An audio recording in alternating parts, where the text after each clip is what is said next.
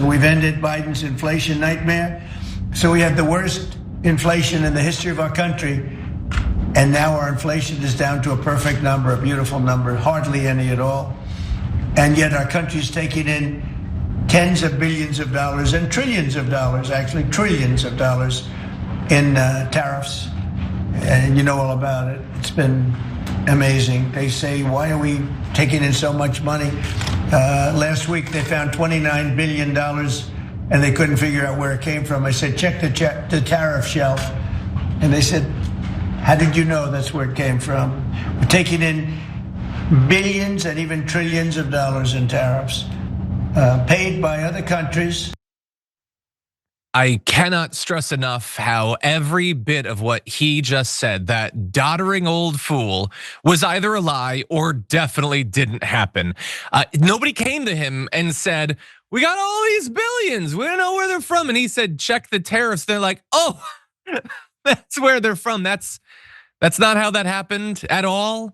And to the extent that the tariffs are being paid, they're being paid by the importers of the products. And then that, of course, is at least 75% of it is being passed on to consumers. So all of that is untrue, but what's the point of even fact checking it? Everybody who is physically capable of understanding how this works already does, and everybody else prefers a convenient lie to the actual truth. But the biggest lie there is inflation used to be really high, but now it's down to a perfect number. That's not true remotely. And why is Trump coming out and saying that in this little press conference? Because the Bureau of Labor Statistics just released their producer price index report that showed much higher inflation than expected. And soak in this BLS report, because there's probably not going to be any more coming anytime soon. But for now, we do know that wholesale inflation rose 0.9% in July from just the prior month. That is almost 5 times what economists expected it to be. It's also the largest increase in more than 3 years, taking us back to the actual pandemic. That's the perfect number that he's talking about right there.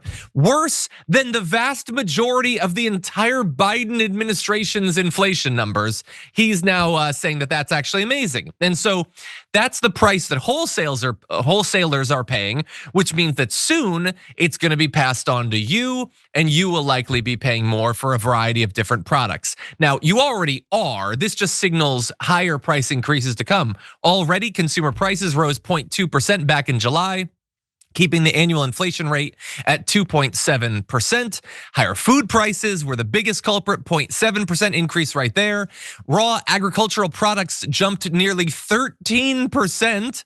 Fresh and dry vegetables saw a nearly 40% monthly price surge, which is the largest since March 2022. Again, that classic 3-year thing that he's bragging so much about. Beef is at a literal all-time high. But honestly, with these big jumps in fresh and dry vegetables, I think that I'm gonna have to take my money out of the stock market and start stocking up on lettuce and celery and stuff, because that seems like a real growth area for our economy. Now, this is all bad regardless of what that old fool says. Let's jump now to CNBC to tell it like it sort of is. Headline number is whoppingly big. Oh my goodness, up 0.9%, up 0.9. And if you strip out food and energy, guess what? It's still up 0.9. Boy, that equals June of 22. You're to March of 22 on the headline to find a bigger number. On the core number, that would comp to March of 22, since we've had a number of that magnitude when it was 1.2%. These are kind of COVID distorted numbers. Yeah, so that doesn't sound good. Isn't that the Tea Party guy? He doesn't seem happy to have gotten what I think he asked for. But anyway, yeah, no, the numbers are bad. No matter how you slice them, they're bad. CNBC doesn't like this. Of course, they also were predicting it with the tariffs and everything. So let's jump over to Fox Business and see if maybe their interpretation is a little bit more positive for the president. Wholesale inflation, so much higher than expected, Adam. What is this? Not what we wanted to see, not what anyone wanted to see, but I think this is tariffs. And we're finally seeing tariffs percolate through the data. What's curious in particular is that the trade component, the line item where it just says trade, and that's about 1/5 of the CPI calculation, up 2%. So lest there be any doubts about where this is coming from, there it is. Yeah. And all of them are obviously completely shocked, Brett, because we had all been led to believe that it was the foreign countries that would be paying those higher tariffs. So none of this is good. What do you make of it? So all of the things Trump does, economically, they have negative effects on things people typically would expect a president wouldn't want to have negative effects on. So like tariffs only ever raise the prices of stuff, period. They like it, the high prices are supposed to incentivize companies to repatriate their employment, but that is only to make it as expensive there as it is to build stuff here. Now, I am for bringing jobs back when it's done correctly and when it's done by a person who understands like international economics. There's a way to lessen the blow of that, but like it's insane to think that anybody would be shocked by the tariffing president in chief triggering a rise in inflation, which is whether prices, the rate at which prices are increasing. This is the rate at which prices are increasing is this one. So obviously that's it. And then add to that, he's also increasing the cost of labor at home, right? So agnostic of his international movements, he is getting rid and scaring the hell out of the kind of person who would work in, for example, when we talk about food, the agricultural industry, he's scaring the hell out of farm workers. He is reducing the labor supply in that respect. And when you reduce the supply of labor, you increase the price of it. And as a result, prices are going up. It would be going up even if he wasn't tariffing the hell out of everybody.